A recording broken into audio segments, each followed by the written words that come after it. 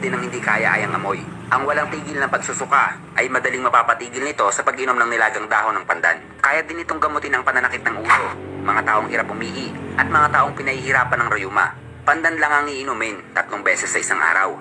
Mayaman din ito sa vitamin A, kaya mataas ang tsansang maibalik ang dating linaw ng ating mata. Makatutulong din itong makaiwas tayo sa cancer. Napag-alaman din sa pag-aaral na ito ay nagtataglay ng carotenoid na kung saan naglilinis ng daluyan ng dugo sa ating puso at namamahala na walang babara sa mga ugat ng ating puso. Kung napaso, huwag lalagyan ng toothpaste.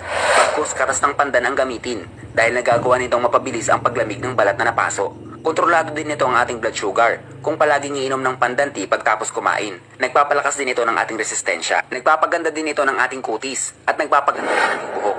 Damay na din ang balakubak sa pamamagitan ng pagkuha ng katas ng pandan at ilalagay sa buhok at balat natin. Gaganda at hahaba ang iyong tulog pag uminom ka ng isang basong pandan bago matulog. Nagustuhan mo ba ang